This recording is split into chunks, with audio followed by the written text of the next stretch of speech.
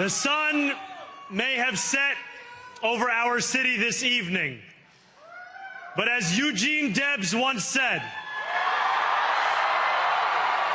I can see the dawn of a better day for humanity.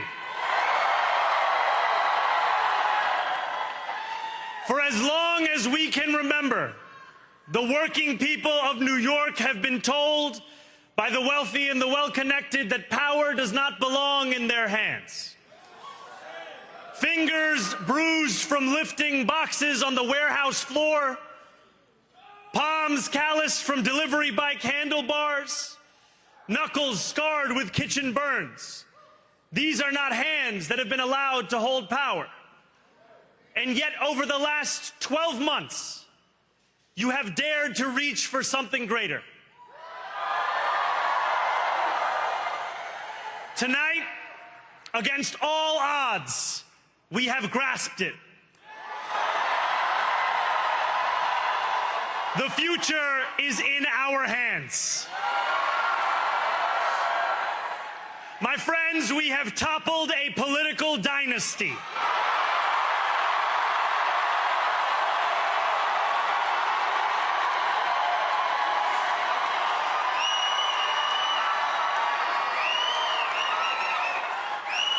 I wish Andrew Cuomo only the best in private life.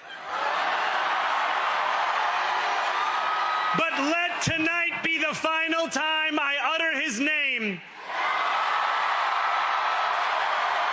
as we turn the page on a politics that abandons the many and answers only to the few.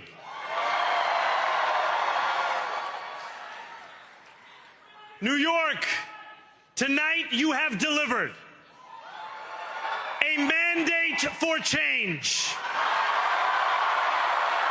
a mandate for a new kind of politics, a mandate for a city we can afford, and a mandate for a government that delivers exactly that. On January 1st, I will be sworn in as the mayor of New York City.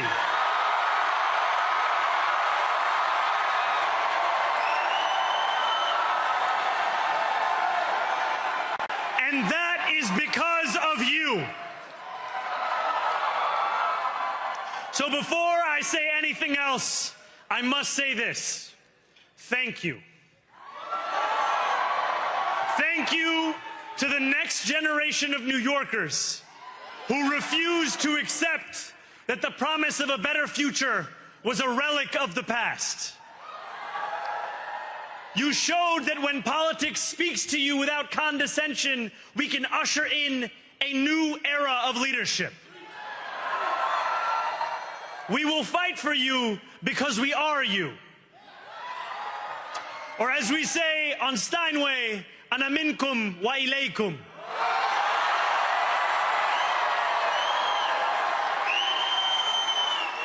Thank you to those so often forgotten by the politics of our city who made this movement their own.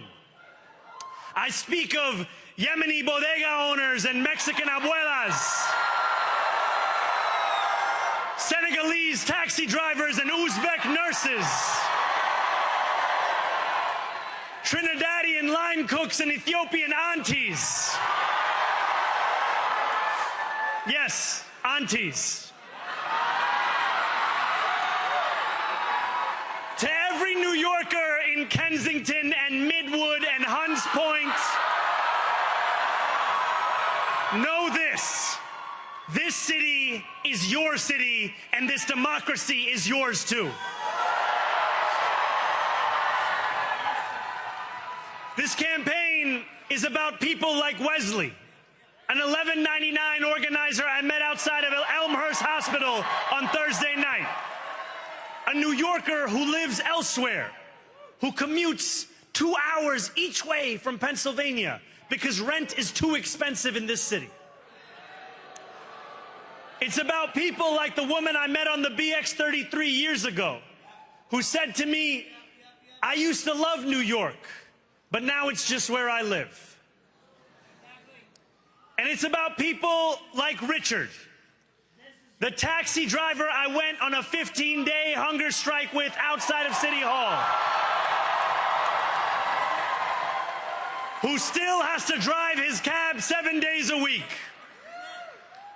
My brother, we are in City Hall now.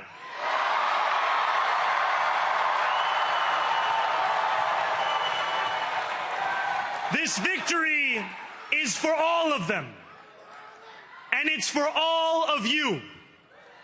The more than 100,000 volunteers who built this campaign into an unstoppable force. Because of you, we will make this city one that working people can love and live in again. With every door knocked, every petition signature earned, and every hard-earned conversation, you eroded the cynicism that has come to define our politics. Now, I know that I have asked for much from you over this last year. Time and again, you have answered my calls. But I have one final request. New York City, breathe this moment in. We have held our breath for longer than we know. We have held it in anticipation of defeat. Held it because the air has been knocked out of our lungs too many times to count. Held it because we cannot afford to exhale. Thanks to all of those who sacrificed so much, we are breathing in the air of a city that has been reborn.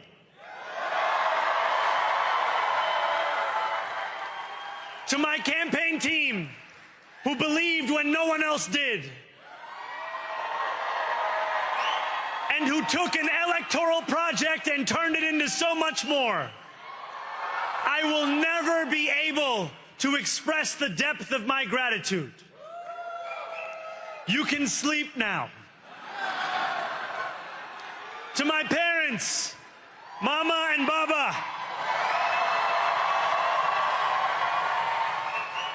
you have made me into the man I am today. I am so proud to be your son. And to my incredible wife, Rama,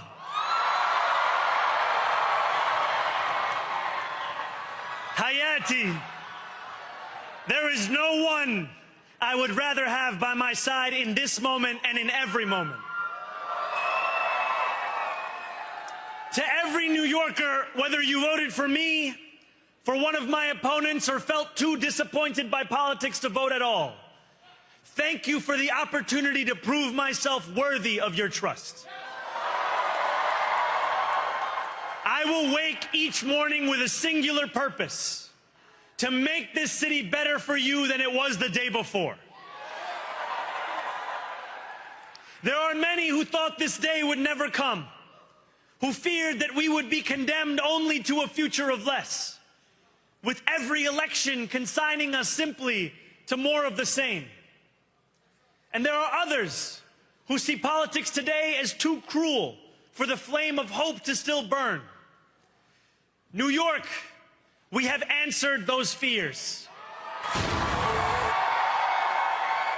Tonight we have spoken in a clear voice. Hope is alive. Hope is a decision that tens of thousands of New Yorkers made day after day, volunteer shift after volunteer shift, despite attack ad after attack ad. More than 1 million of us stood in our churches, in gymnasiums, in community centers, as we filled in the ledger of democracy. And while we cast our ballots alone, we chose hope together. Hope over tyranny. Hope over big money and small ideas. Hope over despair.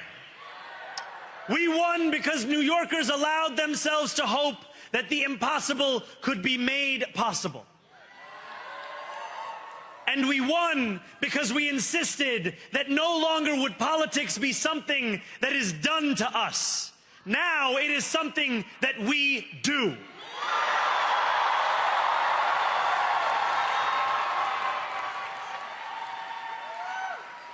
Standing before you, I think of the words of Jawaharlal Nehru. A moment comes but rarely in history when we step out from the old to the new, when an age ends and when the soul of a nation long suppressed finds utterance. Tonight we have stepped out from the old into the new. So let us speak now with clarity and conviction that cannot be misunderstood about what this new age will deliver and for whom. This will be an age where New Yorkers expect from their leaders a bold vision of what we will achieve, rather than a list of excuses for what we are too timid to attempt. Central to that vision will be the most ambitious agenda to tackle the cost of living crisis that this city has seen since the days of Fiorella LaGuardia.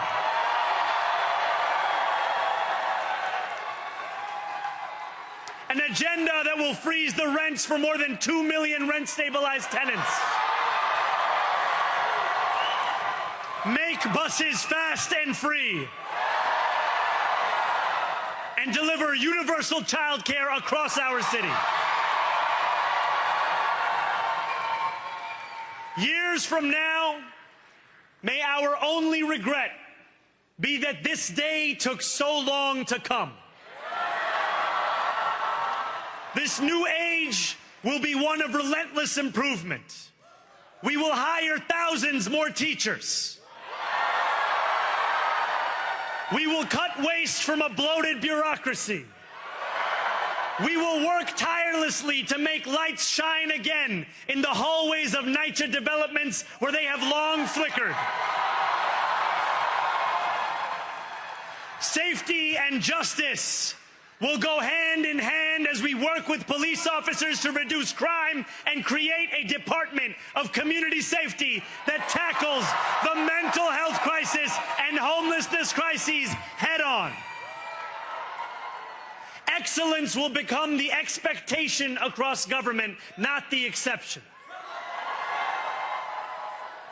In this new age we make for ourselves, we will refuse to allow those who traffic in division and hate to pit us against one another. In this moment of political darkness, New York will be the light. Here, we believe in standing up for those we love.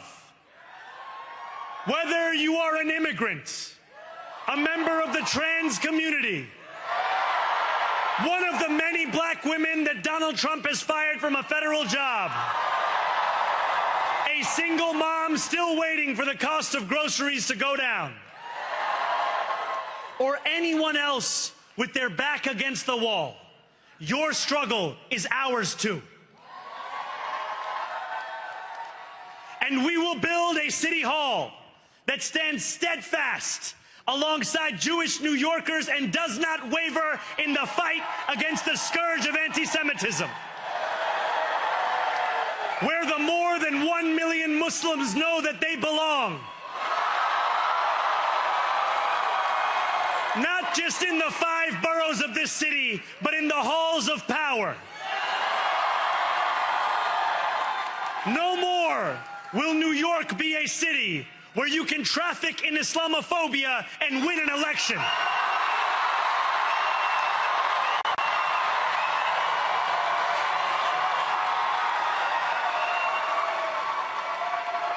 This new age will be defined by a competence and a compassion that have too long been placed at odds with one another.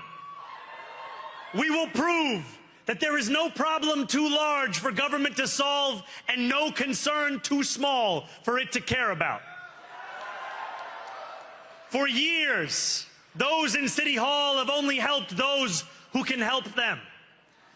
But on January 1st, we will usher in a city government that helps everyone. Now, I know that many have heard our message only through the prism of misinformation. Tens of millions of dollars have been spent to redefine reality and to convince our neighbors that this new age is something that should frighten them. As has so often occurred, the billionaire class has sought to convince those making $30 an hour that their enemies are those earning $20 an hour. They want the people to fight amongst ourselves so that we remain distracted from the work of remaking a long broken system. We refuse to let them dictate the rules of the game anymore. They can play by the same rules as the rest of us. Together, we will usher in a generation of change. And if we embrace this brave new course, rather than fleeing from it, we can respond to oligarchy and authoritarianism with the strength it fears, not the appeasement it craves. After all, if anyone can show a nation betrayed by Donald Trump how to defeat him, it is the city that gave rise to him.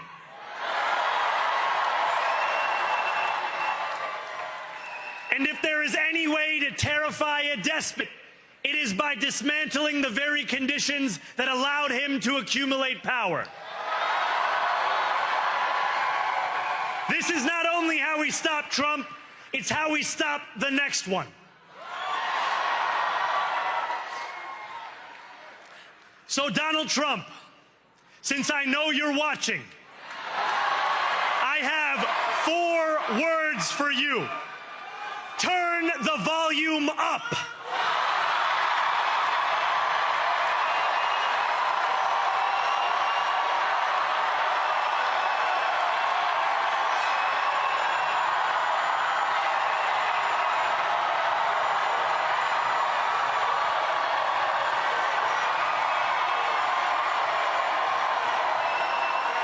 We will hold bad landlords to account because the Donald Trumps of our city have grown far too comfortable taking advantage of their tenants. We will put an end to the culture of corruption that has allowed billionaires like Trump to evade taxation and exploit tax breaks.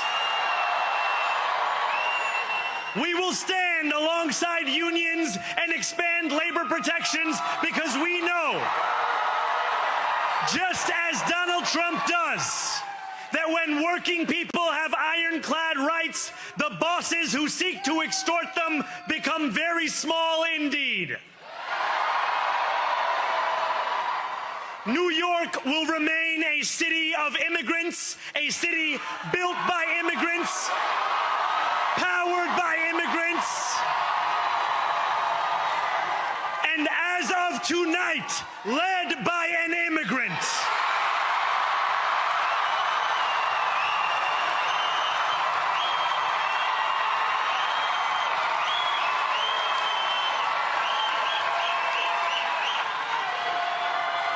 So hear me, President Trump, when I say this. To get to any of us, you will have to get through all of us.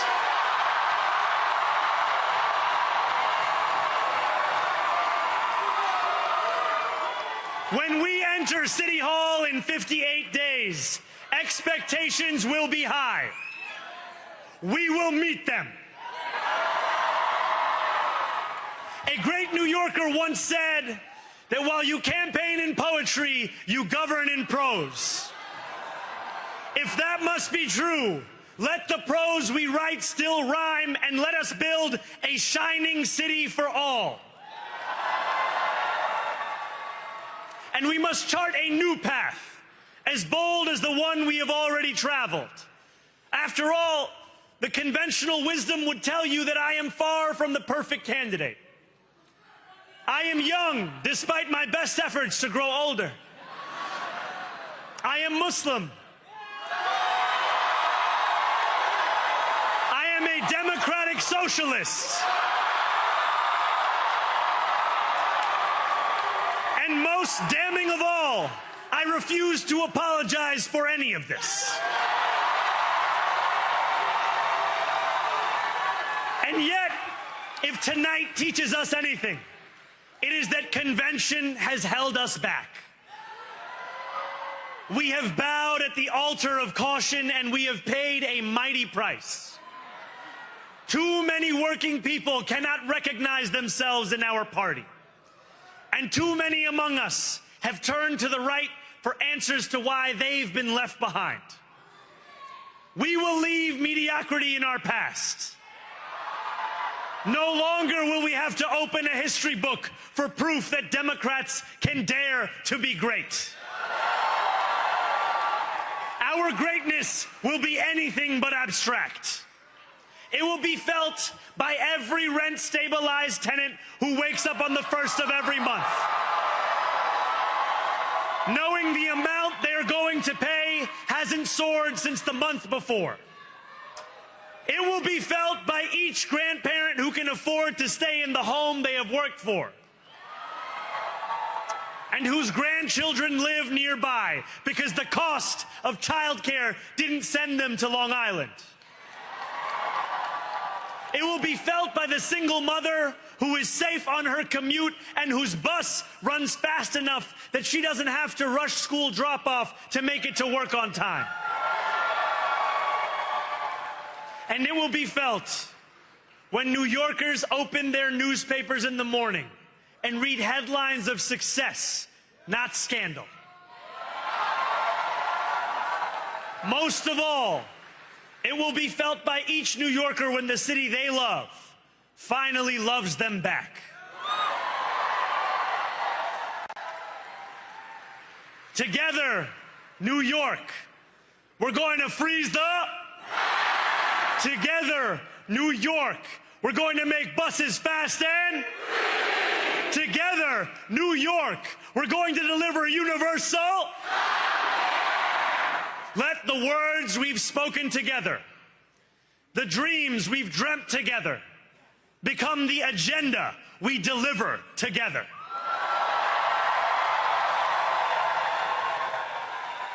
New York, this power, it's yours.